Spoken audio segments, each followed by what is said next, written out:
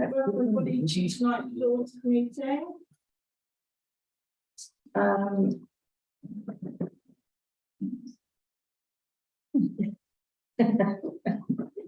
Do we have any apologies? Thank you. Apologies from councillors Wellington, Montague, Schaefer and Osler. Thank you very much. We're happy to accept those. Please. Yeah, thank you. Any declarations of interest? No. Thank you. Minutes of the last meeting. Happy to receive and accept those. Yeah, thank you. Minutes of the communication strategy group. Action report, appendix A. Okay, so anybody would like to discuss anything on the first page, which is page 3 of 33? Appendix A. Okay. Well, we can take the 8686 stroke 21 off, can't we? Because you've got those, haven't you? Yeah. Take that off the action list. Was that 863? That's a badges. Badges. 8868 stroke 21. Oh, okay, I was on page 3 of 33, Take on that page off. 4. Okay. Code of conduct, that's to come up, isn't it, Chairman? So Yeah.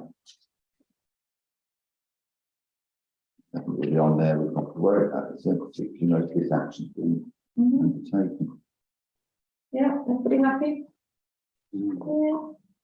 Okay, so budget 5.1 is appendix B. So we'll go. Oh, it's just page 6 of 33. So if you've got anything they'd like to discuss, Margaret? Sorry, I'm not great at these things, but it's in under the income right at the top. It's got income higher than expected, but percentage spent 188.0%. Yeah, that's a badly titled column. We've actually made £4 more than budgeted for.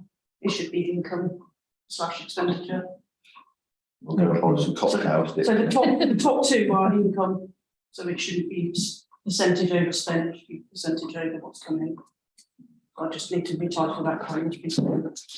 So you're saying that I still don't understand. We tried with a photocopy of use from a few outside agencies. I think the Cllr Trust is one of them. Right. So we budgeted that we were going to get £5 worth of income to photocopying, but we've had a bump in the end, 9. Oh, right, sorry. Okay. So it's a high percentage of a very small number. Yeah, yeah. Okay, I'm sorry, I should have noticed that. If not, the column is badly titled. It says something. Thank you. And we don't have to apologise at all. No, Okay, all right. So everybody's happy to move on to appendix C. Sorry, Robin, I just. But you're flat. You've got that. Just to bring back something, when she's ready on the gas and electricity prices, I think it's really unfair to ask on it. It's a never moving thing. But when things are at some point she'll bring something back. I don't think It's on the action list for a report for, I think it says October's committee document. yeah, I mean, it's unfair to ask you to do anything because we don't know. I started with the numbers, and we had a complete change on it. Yeah, but to be honest, it's a moving fest, isn't it? So I'll tell you when we'll come back. well, we'll see. We might need to keep that after that. I will be honest with members, it is going to be very over budget. We are doing everything we can. We're doing a full review at the moment, looking at everything, possible options for renegotiating or cutting back where we can. But it is going to be over a lot. Yeah. Okay. I know when it says awaiting grant from the community board for the Swamp Culture project, they're not paid. They don't pay until you're completed. Oh, that explains it. So it's basically they won't give us the money. We've got it in writing, haven't We've we? done it. Yes, That's it's all okay. How long have we done it in writing?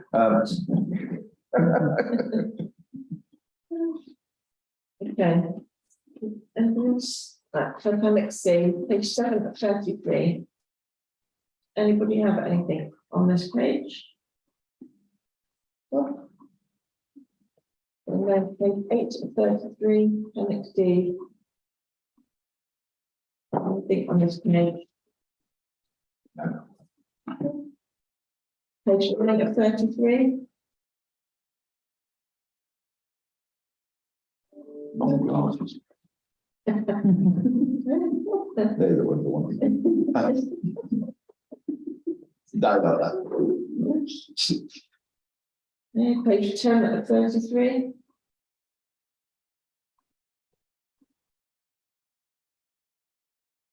Page 11 of 33. Madam, Yeah, Martin. under 205 ground maintenance, the mower fuel is that an unused, I will double check with Lee. I think what's happened is we bought a job lot and we haven't needed to buy any more this financial year yet. So well, we will need it, we're still using it. But look, was it, so, sorry, was it extracted for a reason? I mean, surely we have fuel for other machinery, we do, or is it all under that? all of the non-vehicle, I believe. Oh, right, okay, so like the strippers and the whatever else you use out there, it's all under that, so it's just not mower. No, okay. That's all right. Thank you. Page 12 of 33. Robin. No, on page 11, I was on it, but, devolved services, Chairman, you will be aware that, Buckingham Council on the 1st of April will be going over to a new contractor. Now that information isn't unknown, but what we do need to establish between now and the 1st of April, I mean, they're going live on the 1st of April, is, I think, for the budget, well, it won't affect this budget year, but we need to establish what they're doing the next budget year, because they're doing new contracts and how that all works.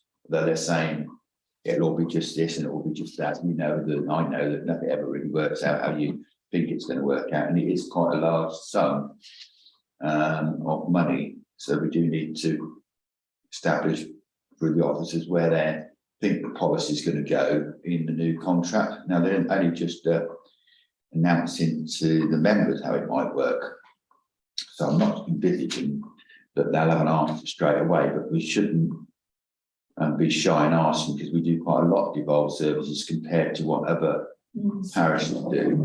And there's some other parishes in the southwest do a lot of devolved services as well. But if they're going to do it themselves, well, we need to know that that's what they're going to do, so we don't put it in our budget and we can start making adjustments. But I don't think for now it is, it's just we look for the town clerk to monitor it really. Okay, that's not a change. I don't saying I know what they're going to do, but I never know. We know that we've got. Yeah, it's just nice. Thank you. Page 12 of 33.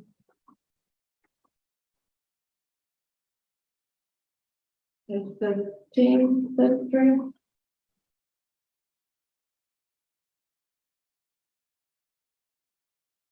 Page 14, 33.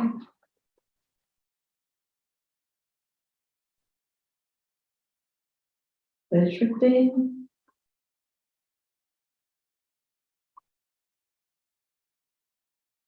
I think that's a brilliant pay, and that's absolutely marvellous. People are doing that brilliant. What's that, Robin? It's a bet. It's a bet, but it's not to say I think it's all brilliant. Not that I'm biased. Page 16. 17. 18. And then 19 and blank. So down to appendix E, page 20, 33. Page 21.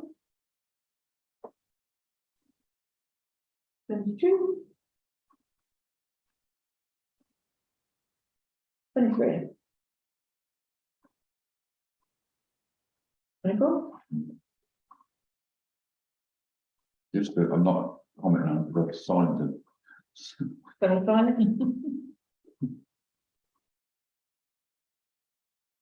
26. Yeah, budget's done. Thank you very much. Yeah. Next. So now we got item 7 change to grants from the interim deputy town clerk. We all read the report. Maybe now. Is there any comments on it? Comment. Just for the camera explanation, what transition you carried, so that it didn't look like we're just nodding it through, what they do. Just say it on there. I know that, but it is a big meeting and we are sort of agreeing money for which is not unreasonable. The town clerk's not in views in what they do, so So we have already agreed the grant money for them there. This So it's not. No, go on. I can say that the report just to tell you that they've obviously, they've gone into liquidation. We've been told that about literally the week before this report came out, so we're still waiting to hear who it's going to be. We'll do everything we can to get our money back.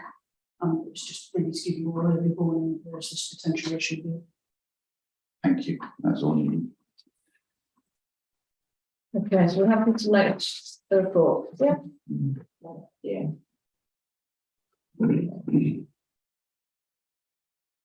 Right. And Operation London Bridge. Verbal update. Big thank you to everybody, all the councillors who turned up for events and helped us out. Obviously, it came as a bit of a shock to everybody, obviously for us at the time that the announcement was made. Interim deputy town clerk for this job getting things sorted. Thank you so much to Councillor Five for his short notice help in the operation. It was really useful having you there. We had actually reviewed what we were going to do about 2 weeks before she passed away, so we were pretty up to date on everything that needed doing. All our equipment had been bought and budgeted for.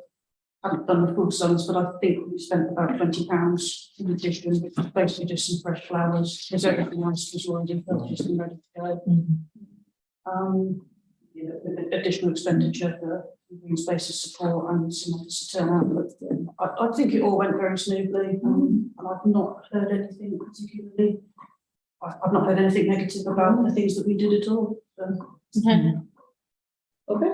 And just to say, I think we ought to record in the minutes our thanks to the officers for being so professional and putting it together in such short notice. We ought to record our thanks to Barbara, who came back at short notice to be the mates there, and we ought to record our thanks for Anya, who at short notice represented the mayor and the council. I think we should record that in our minutes, and also she did that too, which the mayor would have done had she been here. She had to go and represent us now. It's been on 2 occasions as well, and having been in our group, I can say that she did a splendid job. Good. Andy? Thank you. Yes, considering the short notice and everything else, and how the other towns did it, and they made a right hack of it, some of them, on the proclamation, they just didn't get it right. We did it absolutely superbly. They were spot on, absolutely spot on. We did everything right. So it's a good credit to us. Yeah, and when I turned up, it seemed so well organised. It was just everybody knew where they meant to go, and the old bands came out, and it was, it felt calm. It didn't feel like there was any stress, and I'm sure there was much stress, but come across for everybody. And I think it's a good turnout from the public as well. Excellent. Really good turnout. We were surprised when we done. Yeah. Where did all these people come from? Yeah. So I'd like to say thank you to the people of Buckingham for coming out to proclamation. I think that was an important thing that everybody did.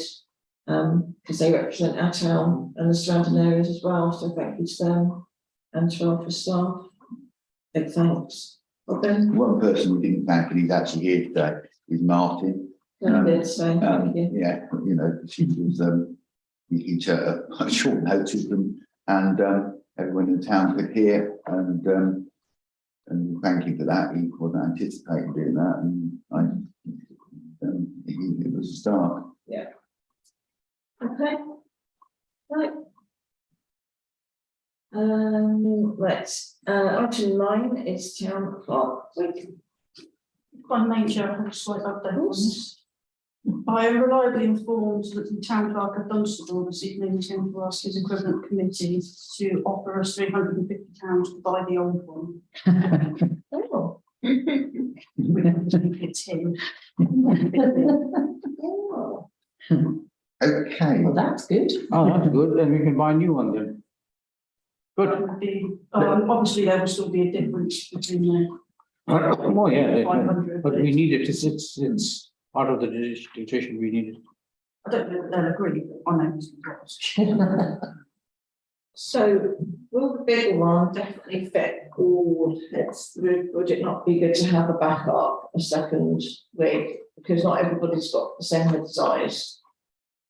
And with the the mayor's hat, it wasn't good fitting at all. Never wore. I mean, that one's getting a little bit old now, and obviously it's second-hand for this 4 years. It fits in well. It wasn't his originally. He got it from Brackley, so it has been knocking around a little while.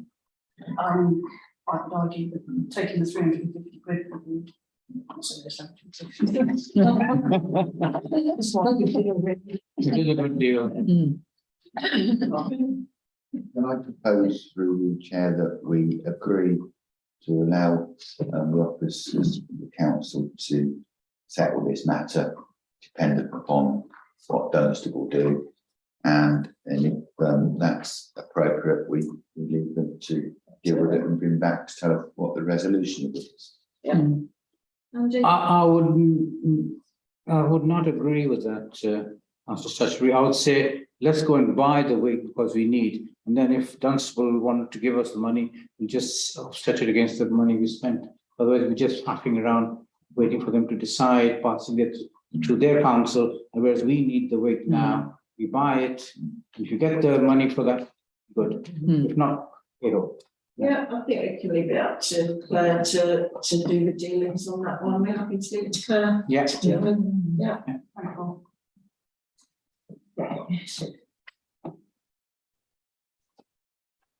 Right, so now we've got item termination. Geraldine, would you like to? Deal with this. It's something we discussed with Paul quite some time ago, and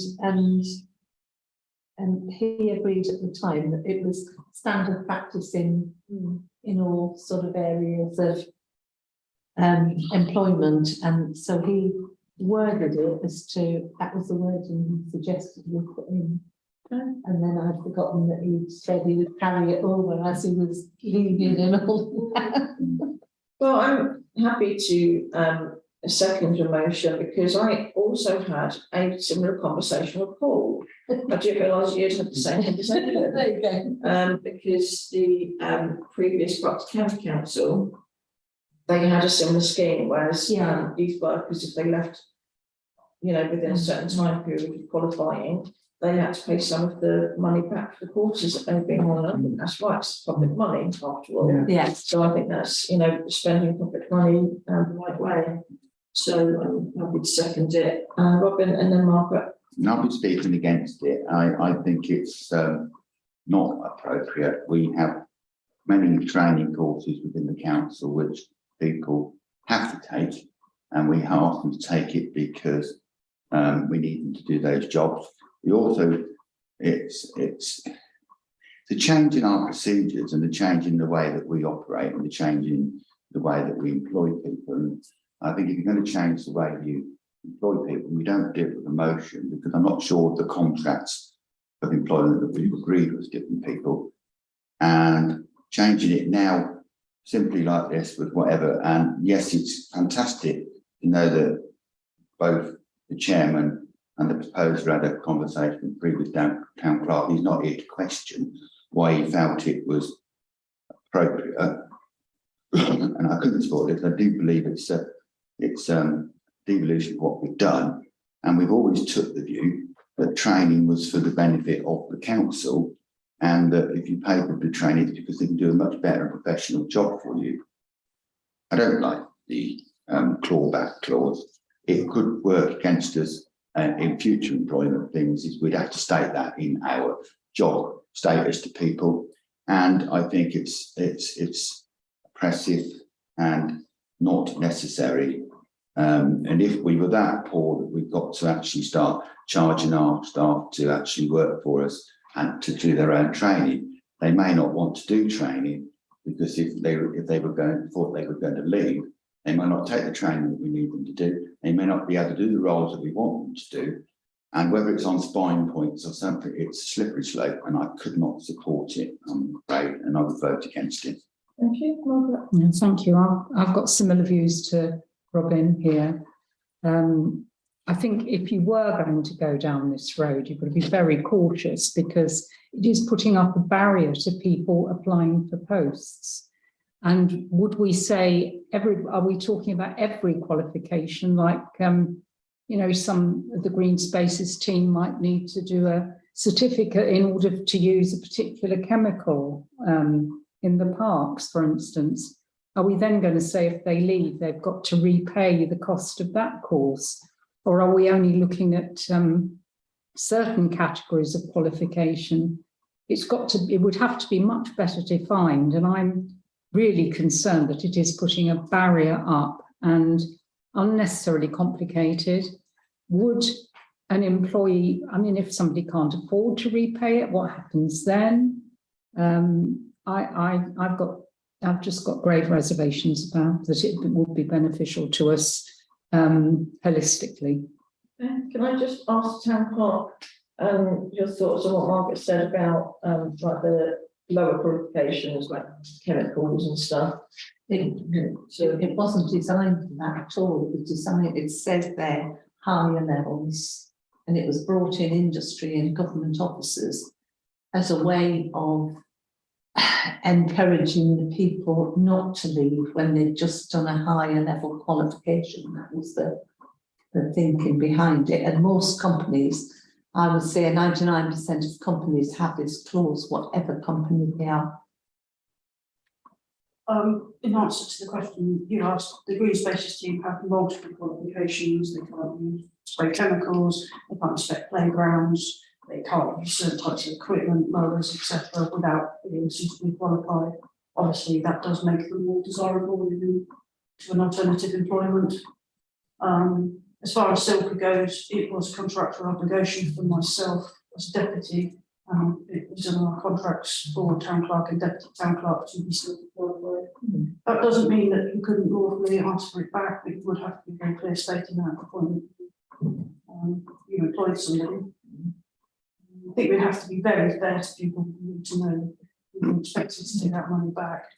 And I would need to know if there are any terms and conditions if somebody was made redundant, they pay it back. If somebody was medically had to leave, consider that they'd left within that time period. But theoretically, yes, you're right, certainly some employers do that. Okay. I don't think we've had enough for Anthony and Martin. No, Martin can do it. On the starting grid. I think it's a sensible idea for new qualifications, new people applying newly within the council. I don't think we would have to use the clause, but I think it would be prudent to have it in a contract and we can work out those details of leaving or redundancy, etc., etc. And the reason I think this is that they are higher qualifications, and therefore we may like to have them, but only if the person wants to undertake that training course. And then we would like to get the benefit for a certain amount of time rather than paying, which is why I don't think in the group of people we have in the office that we would ever use the clause, because I think they are quite happy in town council. Well, I think they are. And that's why, if they were going, they wouldn't do something like that just to get the qualification and then move on. I don't think it's part of the team that we have. But I think it would be prudent to put something in there just in case something in the future comes along. Thank you. Thank you, Anthony. I disagree with Martin.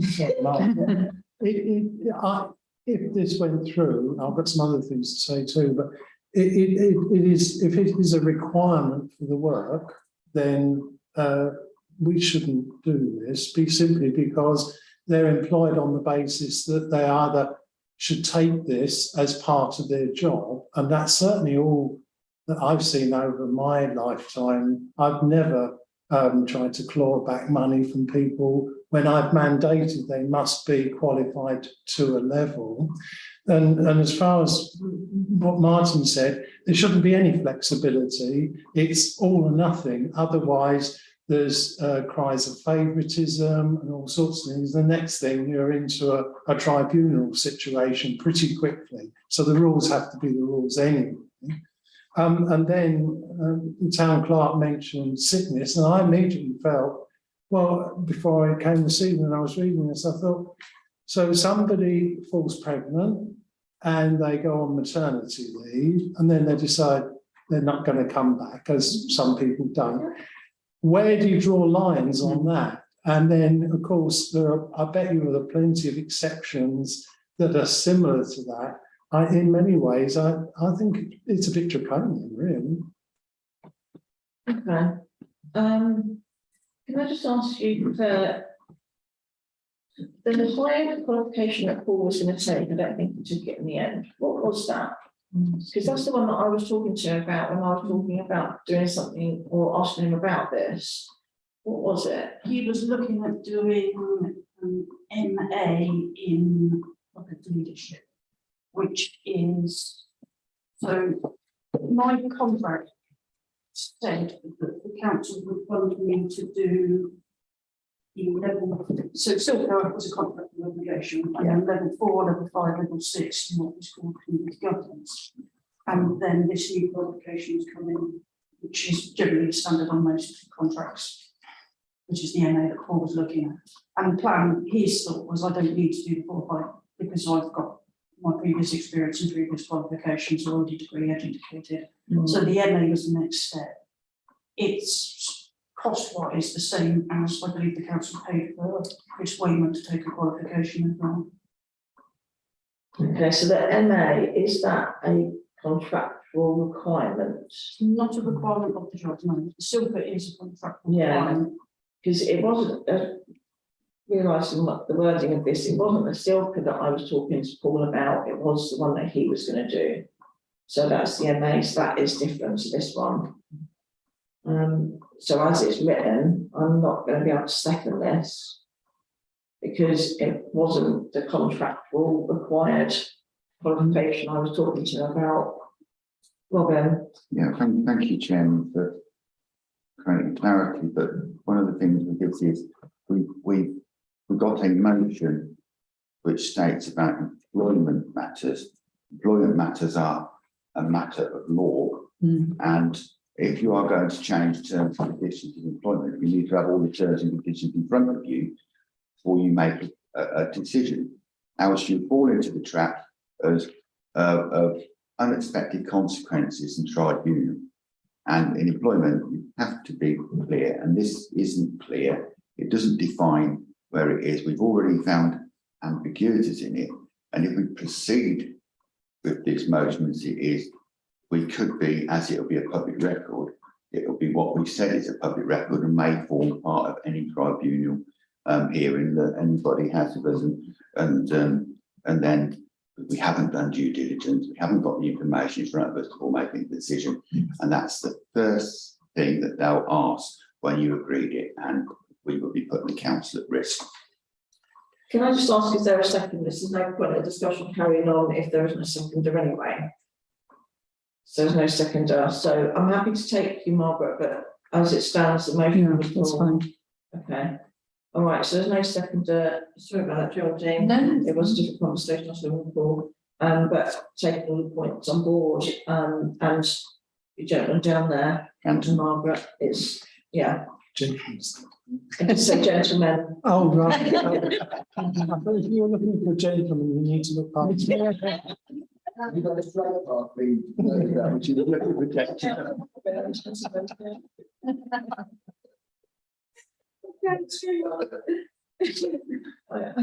Item 11, climate emergency action plan, appendix A. So 30, page 30 of 33. Margaret, Can I just ask where we're up to with the website? you can. Sorry, the new website. Yeah. Hopefully very, very soon. I've know some stuff has gone out for final improvement into CSG. So yeah, hopefully going live soon. It's quite big, there's a lot of work there. Sorry, I can't be more specific. No. It's in proof status. Yeah. Okay, anything else on that page? Page 31 of 33. 32 of 33. Okay.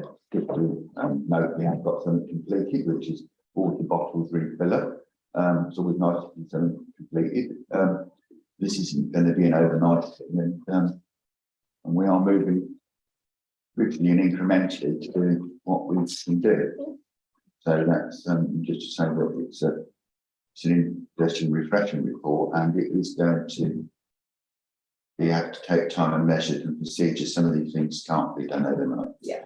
And thank the officer for the work on the report, and the time that she spends making sure that we actually do what we asked ourselves to do, and that's which we're not always good at remembering what we are supposed to do.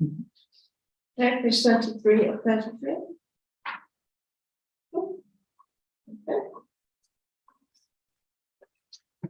Okay. Updates from representatives on outside bodies, section 12. Anything that we've got to report of them, or?